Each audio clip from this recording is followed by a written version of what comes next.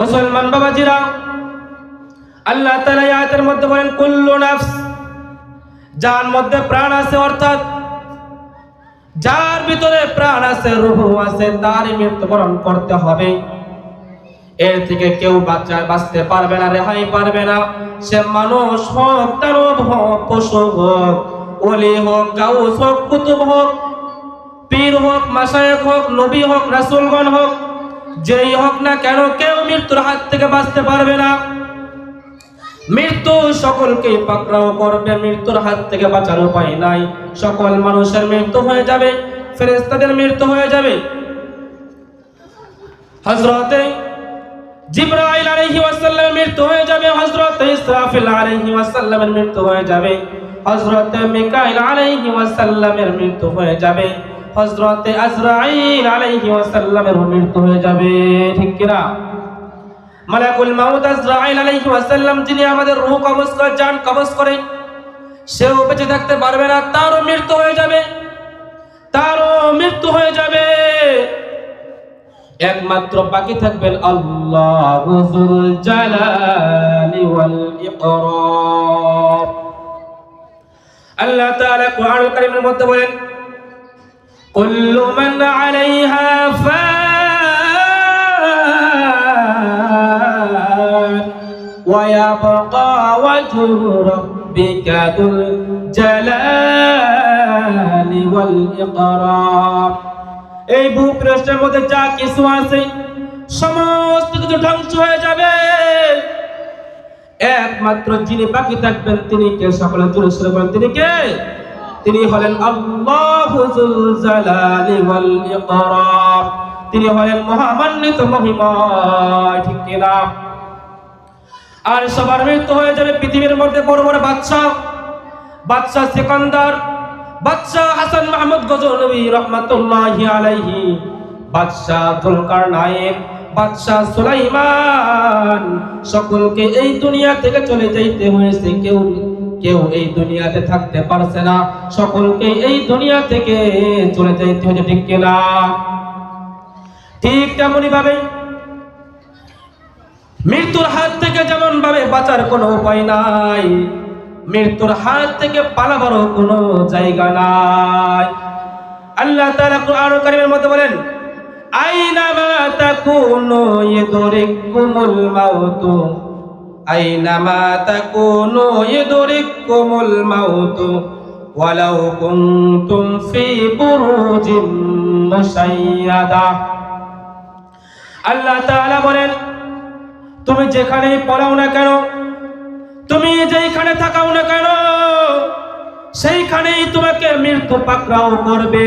যদিও তুমি সুদৃঢ় দুর্গের ভিতরে অবস্থান করো, সেইখানেও মৃত্যু তোমাকে পাকড়াও করবে। ঠিক কিনা? জোরে বলেন। মুসলমান বাবাজিরা, আমরা সবাই হযরতে সুলাইমান আলাইহিস সালামের নাম শুনছি না? হযরতে সুলাইমান আলাইহিস সালাম ছিলেন আল্লাহ তাআলার একজন পয়গম্বর, তিনি একজন নবী ছিলেন। হযরতে সুলাইমান আলাইহিস সালামকে আল্লাহ তাআলা অনেক ক্ষমতা দিয়েছিলেন, কি দিয়েছিলেন না? আল্লাহ তাআলা তাকে অনেক মুআজিজা দিয়েছিলেন। তিনি মাছের ভাষা বুঝতে পারতেন, মাছের ভাষা বুঝতে পারতেন, পাখির ভাষা বুঝতে পারতেন, পশুদের ভাষা বুঝতে পারতেন, গর্তের মধ্যে থাকা পিপিলিকা তাদের ভাষা বুঝতে পারতেন। বলেন সুবহানাল্লাহ। আল্লাহ তাআলা তাকে এমন মুআজিজা দিয়েছিলেন, তিনি বাতাসকে হুকুম করলে বাতাস তার হুকুম মান্য করত। তিনি যে সিংহাসনে বসতেন, সেই সিংহাসনকে আদেশ করলে, হুকুম করলে, সেই সিংহাসন বাতাসে উড়ে উড়ে যেখানে যাইতে বলতো সেইখানে যাইতো। ঠিক কিনা? মুসলমান বাবাজিরা, হযরতে সুলাইমান আলাইহিস সালাম একদিন তিনার উম্মতদেরকে নিয়ে একটি মজলিসে বসে আছিলেন। এমন সময় ওই মজলিসের মধ্যে একজন আগন্তুক প্রবেশ করলেন। মুসলমান বাবাজিরা এদিকে ধ্যান দিয়ে খেয়াল দিয়ে, ওই মজলিসের মধ্যে একজন আগন্তুক প্রবেশ করলেন। প্রবেশ করার পরে হযরতে সুলাইমান আলাইহিস সালামের সাথে কথা বলেন। হযরতে সুলাইমান আলাইহিস সালামের সাথে যখন কথা বলেন, হযরতে সুলাইমান আলাইহিস সালামের পাশে বসা ছিল তিনার উজির। উজির চিনেননি? দেখবেন যে বড় বড় বাদশা রাজার সাথে মন্ত্রী বসে থাকে, উজির বসে থাকে, থাকে কি থাকে না? মন্ত্রী থাকে, উজির থাকে। ঠিক তেমনি ভাবে হযরতে সুলাইমান আলাইহিস সালামের পাশে বসে থাকা উজির, সেই উজির দেখে ওই আগন্তুক হযরতে সুলাইমান আলাইহিস সালামের সাথে কথা বলে ঠিকই, কিন্তু বারবার সেই উজিরের দিকে তাকায়। উজির দেখে বারবার আমার দিকে তাকায়, কথা বলে সুলাইমান আলাইহিস সালামের সাথে, কিন্তু বারবার তেরা চোখে আমার দিকে তাকায়। ব্যাপারটা কি? উজির ভাবতে লাগলো এই লোকটার চোখটাকে টেরা নাকি, এই লোকটার চোখটাকে বেড়া নাকি, বেঁকা নাকি? কারণ সে কথা বলে সুলাইমান আলাইহিস সালামের সাথে, কিন্তু বারবার তাকায় আমার দিকে। যখন ওই আগন্তুক ওই মজলিস থেকে চলে যায়, যাওয়ার পরে ওই উজির হযরতে সুলাইমান আলাইহিস সালামকে জিজ্ঞাসা করে, হে নবী আল্লাহ, হে আল্লাহর নবী, যে আগন্তুক আপনার কাছে আসছিল সেই আগন্তুককে? এবং আমি দেখতে পাইলাম যখন ওই আগন্তুক আপনার সাথে কথা বলে, তখন আমি দেখতে পাইলাম বারবার টেরা চোখে বেঁকা চোখে আমার দিকে তাকায়। ইনি কে? সুলাইমান আলাইহিস সালাম ডাক দিয়ে বলে যে ইনি আর কেউ নয়, ইনি হলেন মালাকুল মাউত আজরাইল আলাইহিস সালাম। আল্লাহু আকবার। তিনি হলেন মালাকুল মাউত আজরাইল আলাইহিস সালাম। এই কথা শোনার পরে ওই উজিরের ভিতরে একটি কাঁপুনি সৃষ্টি হয়ে গেল। সে ভয়ে কাঁপতে লাগলো, তার শরীর থেকে ঘাম বাহির হতে লাগলো, সে অস্থির হয়ে গেল। সে চিন্তায় পড়ে গেল, আমার আর বুঝি বাঁচার উপায় নাই। যেহেতু মালাকুল মাউত আমার দিকে তাকাইছে, তাহলে আমার আর কোনো বাঁচার উপায় নাই। তিনি সুলাইমানকে জিজ্ঞাসা বললেন, হে আল্লাহর নবী, আপনি তো আল্লাহর নবী, আপনাকে তো অনেক ক্ষমতা দিয়েছে, আপনি আমাকে তিনার হাত থেকে বাঁচান, যেহেতু তিনি আমাকে মারতে না পারে। সুলাইমান আলাইহিস সালাম বলেন, বাঁচানোর মালিক তো আমি নয়। সকলে জোরে সুরে বলেন, বাঁচানোর মালিক কে? বাঁচানোর মালিক আল্লাহ। তখন ওই উজির বলল, ঠিক আছে, আপনি বাঁচাইতে পারবেন না, ঠিক আছে, কিন্তু আল্লাহ তো আপনাকে অনেক মুআজিজা দিয়েছে, অনেক ক্ষমতা দিয়েছে, অনেক শক্তি দিয়েছে। তাহলে আপনি আপনার জিনদেরকে হুকুম করুন আমাকে যাতে অনেক দূরে অনেক দূরে অনেক দূরে একটি জঙ্গলের মধ্যে নামাই দিয়ে আসে, যেখানে কোনো মানুষ নাই, কোনো ঘর বাড়ি নাই, এমন একটা জায়গায় যেন আমাকে নিয়ে যায়। হযরতে সুলাইমান আলাইহিস সালাম জিনদেরকে হুকুম করলেন। হুকুম করার পরে ওই জিনেরা ওই উজিরকে নিয়ে অনেক দূরে 7 সমুদ্র 13 নদী পার করে অনেক বড় একটি জঙ্গল, ওই জঙ্গলের মধ্যে যখন নামাই দিবে, ওই উজিরকে যখন নামাবে, ঠিক ওই সময় উজির দেখে, যখন উজির ওইখানে নামে, ঠিক ওই সময় মালাকুল মাউত আজরাইল আলাইহিস সালাম সেইখানে হাজির। যেখানে বাঘের ভয় সেইখানে বাঘ হয়, হাজির হয়, ঠিক কিনা? যখন হযরতে আজরাইল আলাইহিস সালামকে দেখলেন, দেখার পরে তিনি আশ্চর্য হয়ে গেলেন, কিরে, আমি যার ভয়ে সুলাইমানের মজলিস থেকে চলে আসলাম, সেই দিয়ে আমার সামনে হাজির। কিন্তু তিনার চাইতে আরো আশ্চর্য হলেন মালাকুল মাউত আজরাইল। কে? আজরাইল আলাইহিস সালাম আরো আশ্চর্য হয়ে গেলেন যে আমি যাকে দেখে আসলাম সুলাইমান আলাইহিস সালামের মজলিসে, সে কিভাবে এই অল্প সময়ের মধ্যে এখানে আসে। অবাক হয়ে গেছে। অবাক হয়ে যাওয়ার পরে মালাকুল মাউত আজরাইল আলাইহিস সালাম তিনার কাছে গেলেন। যাওয়ার পরে বলে, ভাই, আমি আজ পর্যন্ত অনেক মানুষের রূহ কবজ করেছি, কিন্তু কারোর রূহ কবজ করার আগে কারোর সাথে কোনো কথা বলি নাই, কিন্তু তোমার সাথে একটু কথা বলতে চাই, তোমার কাছে কিছু বলতে চাই। তখন উজির বলল, কি বলবেন? মালাকুল মাউত আজরাইল আলাইহিস সালাম বলেন, আমি যখন সুলাইমান আলাইহিস সালামের মজলিসে যাই, সুলাইমান আলাইহিস সালামের কথা বলার জন্য, কোনো একটি কাজের জন্য, ঠিক ওই সময় আমি দেখলাম আপনাকে সুলাইমান আলাইহিস সালামের পাশেই দেখলাম, কিন্তু আল্লাহ তাআলা কিছুক্ষণ আগেই আপনার নাম ঠিকানা এবং আপনার চেহারা আমার হাতে দিয়ে বলল, ইনাকে অমুক জায়গায় অমুক স্থানে তার রূহটা কবজ করবেন না। আল্লাহু আকবার। কিন্তু আমি আশ্চর্য হয়ে গেলাম, আমি অবাক হয়ে গেলাম যে আপনার মৃত্যু লেখা অনেক দূরে সেই জঙ্গলার মধ্যে, কিন্তু আপনি তো হযরত সুলাইমান আলাইহিস সালামের মজলিসে, এত অল্প সময়ের মধ্যে আমি ওইখানে আপনার রূহ কিভাবে কবজ করব? কিছুক্ষণ চিন্তা করার পর আবার ভাবলাম যে কাউকে অমুক কোনো জায়গায় নিয়ে যাইয়া রূহ কবজ করার দায়িত্ব তো আমার না। আজরাইল আলাইহিস সালামের কি এটা দায়িত্ব যে কাউকে অমুক জায়গায় নিয়ে যাইয়া জান কবজ করা কি আজরাইলের দায়িত্ব? আজরাইলের দায়িত্ব না, এটা কার দায়িত্ব? আল্লাহ তাআলার দায়িত্ব। যখন মালাকুল মাউত আজরাইল আলাইহিস সালাম এই কথা চিন্তা করার পরে বলে যে আমি এই কথা চিন্তা করার পরে আমি ওইখান থেকে চলে আসি, আমি বলতে লাগি যে আমার জায়গায় আমি যাই, ইনাকে নেওয়ার মালিক আমি নই, ইনাকে নেওয়ার মালিক স্বয়ং আল্লাহ তাআলা। এই কথা বলে আমি আমার জায়গায় চলে আসলাম। আসার পরে দেখি এইখানে আপনিও হাজির। তাহলে মুসলমান বাবাজিরা কি বুঝলেন?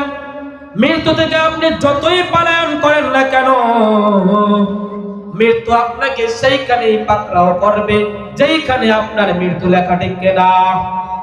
আপনার মৃত্যু যদি সিঙ্গাপুরে লেখা থাকে, আপনার মৃত্যু যদি সৌদি আরব লেখা থাকে, তাহলে বাংলাদেশে আপনার মৃত্যু হবে না। যেইভাবেই হোক আল্লাহ তাআলা আপনাকে ওই সিঙ্গাপুরের ওই জায়গায় নেবেন।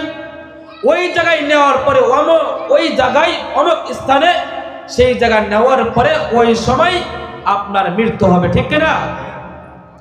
এই জন্য মুসলমান বাবাজিরা, মৃত্যুর হাত থেকে যেমন বাঁচার কোনো উপায় নাই, মৃত্যুর হাত থেকে পালাবারও কোনো জায়গা নাই। যেহেতু অল্প সময় সংক্ষিপ্তে আপনাদেরকে বলে যাই, আমরা যেহেতু দুনিয়াতে এসেছি, আমাদের সকলকে দুনিয়া থেকে চলে যাইতে হবে।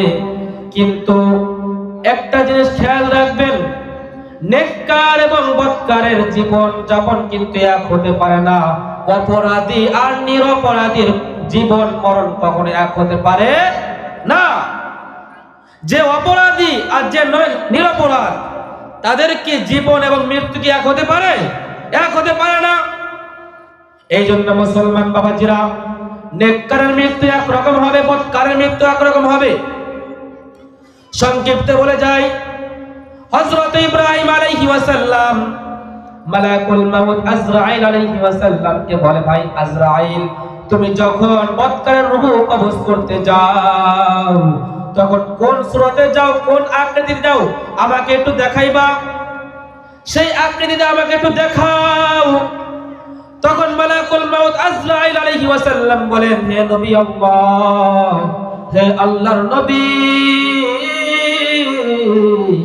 আমি বদকারের মৃত্যু যখন করি, বদকারের রূহ যখন কবজ করি, তখন যেই আকৃতিতে আমি তার সামনে যাই, যেই সূরাতে আমি তার সামনে যাই, এই আকৃতি যদি আপনাকে দেখাই, তাহলে আপনি সহ্য করতে পারবেন না।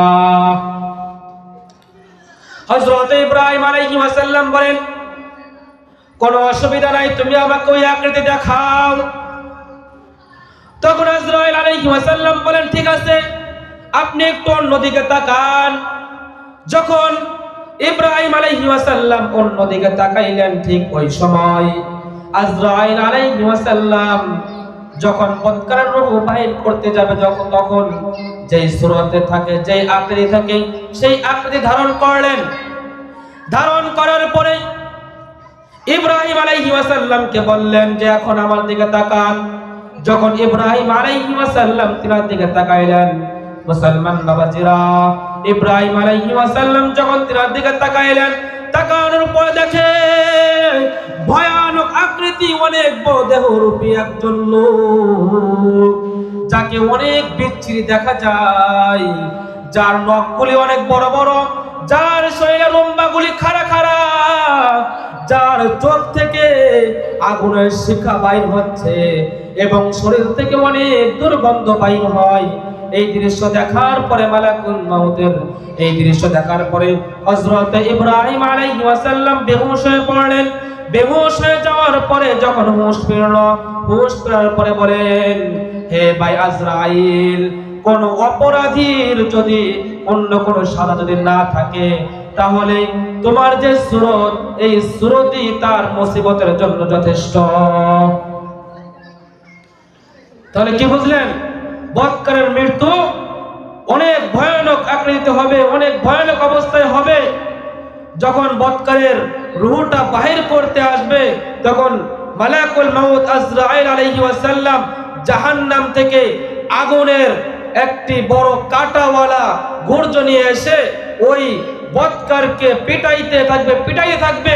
সেই কাঁটাগুলি ওই বৎকারের পট্টিতে শিরায় শিরায় গেঁথে যাবে এবং পিটাইতে যখন ওই বৎকার বারবার বেহুশ হয়ে যাবে, যখন হুঁশ ফিরবে তখন ফেরেশতারা পাও থেকে পিটাইতে রুহটাকে যখন টাকনোর পর্যন্ত নিয়ে আসবে, ওইখান থেকে পিটাইতে হাঁটু পর্যন্ত নিয়ে আসবে, আনার পর সমস্ত জায়গা বন্ধ করে দেবে।